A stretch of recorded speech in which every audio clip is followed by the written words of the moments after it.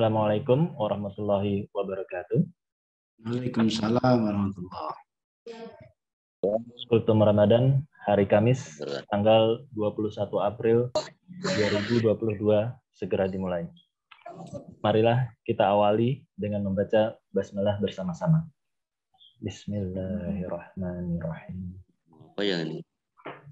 Selanjutnya, marilah kita dengarkan kalam ilahi yang akan dibacakan oleh Ibu Siti Nur Hidayah dari seksi Dimas Islam. Kepada Ibu Siti Nur Hidayah, disilakan. Assalamualaikum warahmatullahi wabarakatuh. A'udzu billahi minasy syaithanir rajim. Bismillahirrahmanirrahim. يا أيها الذين آمنوا لا تقولوا راعنا وقولوا انظرنا واسمعوا وللكافرين عذاب أليم ما يود الذين كفروا من أهل الكتاب ولا المشركين أن ينزل عليكم من خير من ربكم والله يختص برحمته من يشاء والله ذو الفضل العظيم ما ننسى من آية أو ننسها نعت بخير منها أو مثلها ألم تعلم أن الله على كل شيء قدير ألم تعلم أن الله له ملك السماوات والأرض وما لكم من دون الله من ولي ولا نصير أم تريدون أن تسألوا رسولكم كما سئل موسى من قبل ومن يتبدل الكفر بالإيمان فقد ضل سواء السبيل ود كثير من أهل الكتاب لو يردونكم من بعد إيمانكم كفارا حسدا من عند أنفسهم من بعد ما تبين لهم الحق فاعفوا واصفحوا حتى يأتي الله بأمره إن الله على كل شيء قدير وأقيموا الصلاة وآتوا الزكاة وما تقدموا لأنفسكم من خير تجدوه عند الله إن الله بما تعملون بشير وقالوا لن يدخل الجنة إلا من كان هودا أو نصارى تلك أمانيهم قل هاتوا برهانكم إن كنتم صادقين بلى من أسلم وجهه لله وهو محسن فله أجره عند ربه ولا خوف عليهم ولا هم يحزنون صدق الله العظيم. Wassalamualaikum warahmatullahi wabarakatuh. Waalaikumsalam warahmatullahi wabarakatuh. Selanjutnya, pemateri pada kultum Ramadan hari ini adalah pengawas madrasah Bapak Haji Wagiran MPDI. Kepada Bapak Wagiran, disilakan. Assalamualaikum warahmatullahi wabarakatuh. Waalaikumsalam warahmatullahi wabarakatuh. Nahmadukallahumma rabbana kama amartana an nahmad wa nusalli wa nusallimu ala sayyidina Muhammad wa ala alihi wa sahbihi wa man tabi'ahum bi ihsanin ila yaumil liqa'illahi syama kama ba'd. Bapak Kepala Kantor Kementerian Agama Kabupaten Gunung Kidul yang kami hormati, Bapak Ibu Kasih Penyelenggara, Bapak Ibu pejabat struktural dan fungsional beserta seluruh ASN di lingkungan Kantor Kementerian Agama Kabupaten Gunung Kidul yang berbahagia. Puji dan syukur malah kita haturkan kehadirat Allah Subhanahu wa taala, Tuhan yang Maha Kuasa, atas limpahan rahmat-Nya pada kesempatan pagi ini kita dapat bermuajahah melalui medsos ini dengan selamat, tidak ada halangan satu apapun. Salawat serta salam semoga tercurah limpahkan kehadiran baginda Rasulullah Muhammad Shallallahu Alaihi Wasallam wa ala alihi wa ashabihi. Kering doa semoga kita termasuk umatnya yang senantiasa melaksanakan sunnah-sunnahnya yang akan memperoleh syafaat utamanya di yaumul qiyamah. Allahumma. Bapak dan Ibu yang kami hormati, di bulan Ramadan yang kita lewati ini adalah bulan yang sangat mulia. Pada kesempatan kali ini kami diberi kesempatan untuk sekedar menyampaikan materi bebasan sak puting kulang kaleng pinoro sosro. Semoga nanti ada manfaat bagi kita semua. Kami akan melanjutkan apa yang disampaikan rekan kami Bapak Sugeng Wibowo MPDI yang pada kemarin membahas tentang manajemen call. Bagaimana agar hati kita ini senantiasa memiliki sifat-sifat mahmudah dan terhindar daripada sifat-sifat madmumah yang nanti akan berakibat, kemarin disampaikan ada kemalasan, ada hubud dunia, ada hasud, ada takabur, ada keserakan, dan seterusnya. Oleh sebab itu, pada kesempatan kali ini kita ingin membicarakan dari sisi lain, sebetulnya apa penyebab dari hati kita ini menjadi rusak. Ulama terkenal Hasan Al-Bisri pernah menyampaikan inna fasadal qulubi an sitati asya. Sesungguhnya rusaknya hati itu disebabkan oleh 6 hal. Awaluha yudzinibuna birajai taubah. Yang pertama, terus-menerus melakukan dosa dengan pengharapan bisa bertaubat. Kalau kita melihat dari taubatnya, maka ini bagus. Tetapi taubatnya berhenti pada roja, hanya pengharapan saja. Taubatnya hanya dalam tataran ilusi, belum implementasi. Taubatnya baru angan-angan, belum menjadi kenyataan, dan taubatnya masih dalam taraf idealita, belum sampai pada realita. Oleh sebab itu di bulan Ramadan ini, marilah kita banyak membaca istighfar, sebagaimana masyhur sering kita lakukan dengan doa asyhadu an la ilaha illallah astaghfirullah as'alukal jannah wa a'udzubika minan nar. Sehingga nantinya semoga saja seluruh dosa-dosa kita diampuni oleh Allah Subhanahu wa taala sebagaimana disebut dalam hadis Rasulullah SAW, man shoma ramadhana imanan wa ihtisaban ghufira lahu ma taqaddama min dzambi. Kemudian yang kedua, wa ya'lamuna al-ilma wa la ya'malun. Dia mengetahui ilmu tapi dia tidak mau mengamalkan. Ada di satu buku menerjemahkan, ada buku terjemahan yang meredaksikan wa yata'allamuna al-ilma. Dia belajar ilmu tapi dia tidak mengamalkan ilmunya. Tapi setelah kita lacak di kitab Nasoihul Hibad yang diterbitkan Darul Kutub Al-Islamiyah, redaksinya wa ya'lamuna al-ilma wa la ya'malun. Dia itu tahu tentang ilmu, tapi dia tidak mengamalkan ilmunya. Sebagaimana kita ketahui, manusia itu dibagi menjadi 4 menurut Imam Ghazali. Pertama, rajulun yadri wa yadri annahu yadri. Fatahu. Ada orang tahu, mengetahui bahwa dirinya adalah orang yang tahu.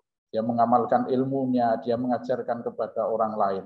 Orang seperti ini patut kita nutbureni. Kemudian yang kedua, ada rajulun yadri wala yadri annahu yadri. Ada orang tahu tapi dia tidak tahu bahwa dirinya itu menjadi orang tahu. Sehingga potensi yang dia miliki tidak digunakan dengan baik, seperti singa yang tertidur. Kemudian yang ketiga ada rajulun yadri, rajulun la yadri wa yadri annahu la yadri. Orang tidak tahu, tapi dia mengetahui bahwa dia itu tidak tahu.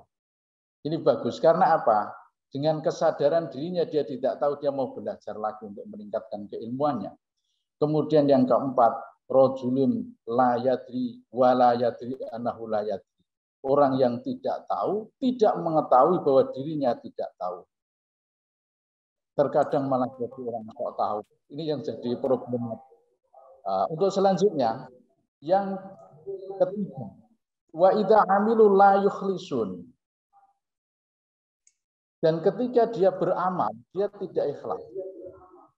Coba kalau kita lihat pada satu pertanyaan yang muncul ya, ketika kita itu belajar atau kita ngaji. Ketika kita ditanya, saudara ini hadir di pengajian, antara hadir dan absen lebih banyak mana? Dijawab, saya lebih banyak hadir.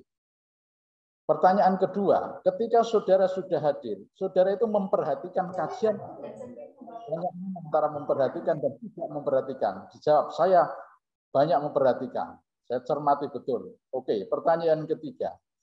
Ditanya lagi, ketika Anda mendengarkan, apakah tidak paham? Lebih banyak mana antara paham dan tidak paham?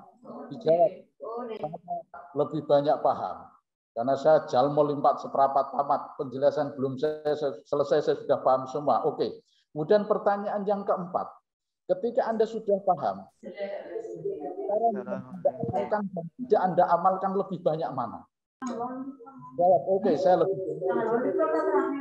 Yang terakhir, ketika Anda mengamalkan, yang Anda amalkan itu antara ikhlas dengan yang tidak ikhlas lebih banyak mana? Nah, kalau disaring-saring seperti itu, maka kita akhirnya hanya memohon rahmat kepada Allah Subhanahu wa taala dari apa yang kita lakukan, sebab kita itu kadang banyak kelemahan. Yang pada pertanyaan terakhir ini adalah masalah keikhlasan.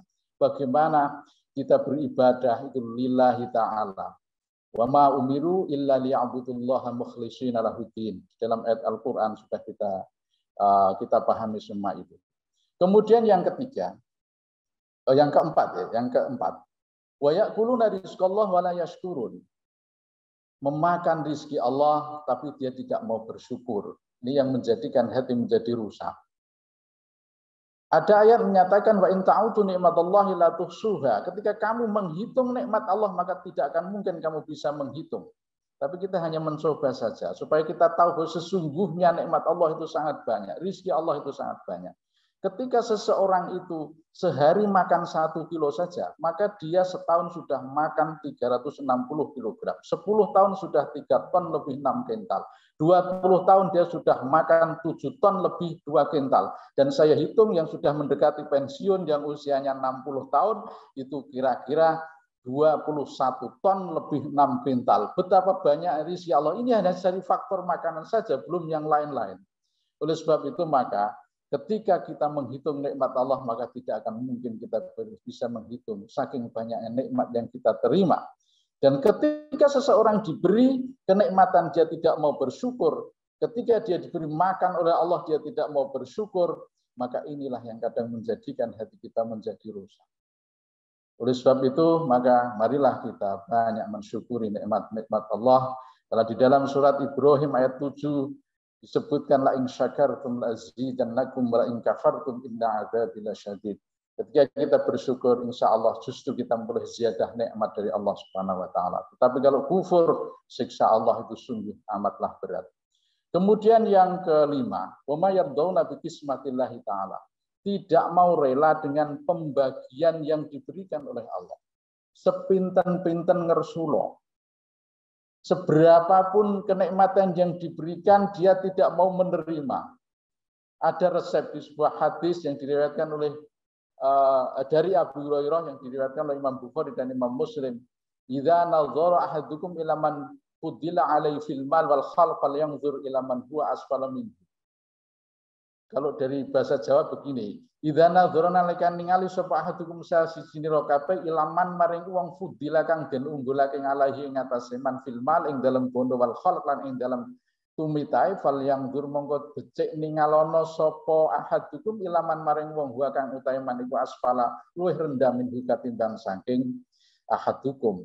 Jika salah seorang di antara kamu melihat kepada orang yang diberi kelebihan harta lebih dari kita, dan penampilan lahiriahnya mungkin diciptakan lebih bagus dari kita atau tampilannya lebih bagus dari kita, maka hendaklah dia melihat orang yang berada di bawahnya. Insya Allah kita kemudian akan banyak bersyukur. Ketika kita melihat kondisi kita, misalnya sekarang sudah seperti ini, lihatlah orang-orang yang di bawah kita. Tetapi kalau kita melihat di atas kita, maka itu tidak akan ada habis-habisnya. Sampai ada alamatus syaqawah arba'atun di antaranya wa nadruhu ila man fawqahu fid dunya, disampaikan oleh Rasulullah SAW. Kemudian yang terakhir, wa yadfanuna mautahum bala ya'tabirun, mengubur saudaranya yang telah meninggal, dia tidak mau mengambil pelajaran dari peristiwa kematian itu. Menawi sak menika ingkang nitih kereta roda menungso menika tiang lintu setunggalipun wekdal kita ugi badhe mekaten. Ketika sekarang yang disiarkan di masjid saudara kita karena meninggal dunia, maka suatu saat kita juga akan disiarkan seperti itu. Artinya apa? Kita harus betul-betul mengingat bahwa sesungguhnya kematian itu merupakan nasihat yang diam yang harus kita cermati, bahwa sesungguhnya akhir dari kehidupan kita itu harus mengalami proses kematian, dan disitulah awal kita mempertanggungjawabkan seluruh amal perbuatan kita. Kita bisa lihat bagaimana kemarin terjadi pagebluk pandemi COVID-19, betapa banyak saudara-saudara kita yang sudah menghadap Allah Subhanahu wa Ta'ala dengan lantaran pagebluk tersebut. Dan ketika seseorang sudah mengingat mati, maka sesungguhnya dia punya peluang yang besar untuk khusyuk, untuk senantiasa ingat kepada Allah Subhanahu wa Ta'ala. Demikian apa yang kita sampaikan. Ada 6 hal penyebab hati manusia menjadi rusak. Semoga kita terhindar dari 6 hal tersebut, sehingga kita menjadi zumratul muttaqin, kelompok-kelompok orang yang bertakwa kepada Allah Subhanahu wa Ta'ala sebagai ending besar dari tujuan puasa kita di bulan Ramadan ini. Demikian yang kami sampaikan, ada kurang lebihnya kami mohon maaf. Wallahul muwaffiq ila aqwamit thoriq. Assalamualaikum warahmatullahi wabarakatuh. Waalaikumsalam warahmatullahi wabarakatuh. Terima kasih kepada Bapak Wagiran atas kultum pada pagi hari ini. Beliau telah menyampaikan terkait penyebab rusaknya hati. Semoga dari penjelasan beliau kita dapat terhindar dari hal-hal tersebut dan akhirnya kita dapat menjadi insan yang bertakwa. Demikian, marilah kita tutup kultum pada hari ini dengan membaca doa kafaratul majelis. Subhanakallahumma wa bihamdika asyhadu an la ilaha illa anta astaghfiruka wa atubu ilaik. Wallahul muwaffiq ila aqwamit thoriq. Wassalamualaikum warahmatullahi wabarakatuh.